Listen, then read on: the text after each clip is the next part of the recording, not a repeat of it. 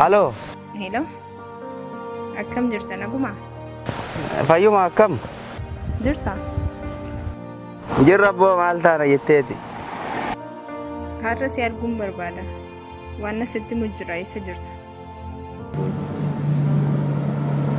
Na bira moo? Kootu kaa jira eessaan na ka jira bar. Hayya achuman na eegi dhufaan jira si. Achuman na eegi. Kootu hayya.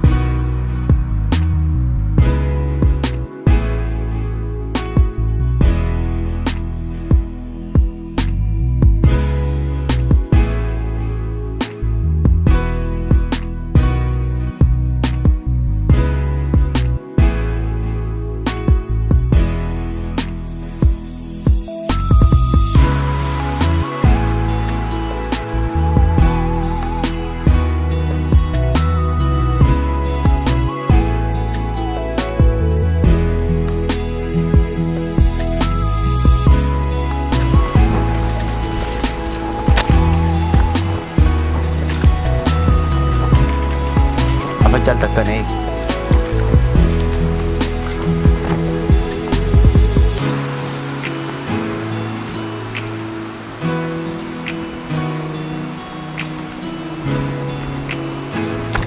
हम तो इंजो apa Kero udah barat nanti gambar itu. Kero enggak yang kita kayak itu dan dia. Mana kan kau berbada nanti mimi? Rada deebii dhaan sitti miira yeroo baay'ee. Naan mee uffata uffattee jiru.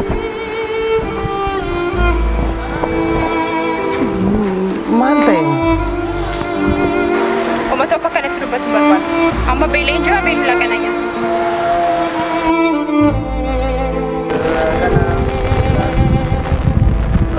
Bara maallaqa hin qabu. Nibireen gaafate hojii barbaadaan jira. Hojii argadhee jiruma qarshii guddaa naa kafalu. Gaafas akka barbaadu waan barbaade si bira.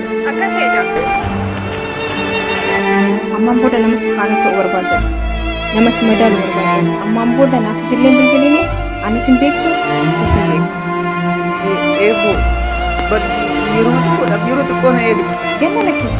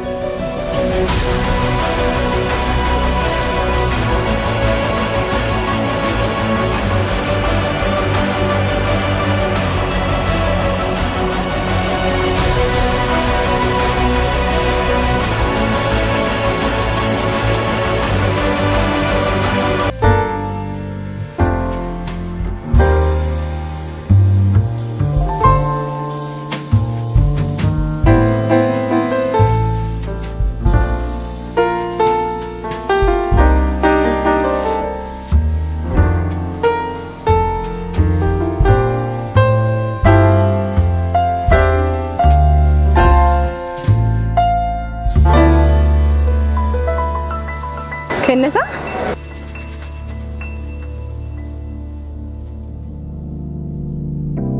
Asuma jirtay? Barani rume. Abba mana kiyya soggana dhaabbata keessa hojjetuuti. Jaanillee akkasuma qarshii 50 nyaata. Kennasa? Akkam? Nagaa keeti? Fayyaa? Yaada. Taa'e. Haadha manaaf waliin wal sibarsiisu.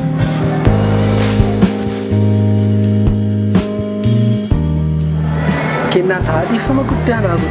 Haadha manaa kooti haga ammaas hin barsiisu. Haadha manaa kooti eebbisee jedhamti. Kennasaa jedhama. Kennasaan abbaa dhaabbata kanaati hoogganaa kee. Kennaan seenaa jaalalaa baay'ee nama gaddisiisu qaba. Beektaa mucayyoon akka lubbuutti inni jaalatu yeroodhaaf inni qarshii harkaa hin qabaanneef qofa hin garuu isa dhiiftee kan hin deemne. Kennaasaa wanta akka yaadii hin cinqaminis waaqayyoon akka hojii isheetti filaata. Ati garuu obsaan hojjettee as gahuu keetiif waaqayyoon galata galfata. Ishee garuu waaqayyoon akka hojii isheetti filaata.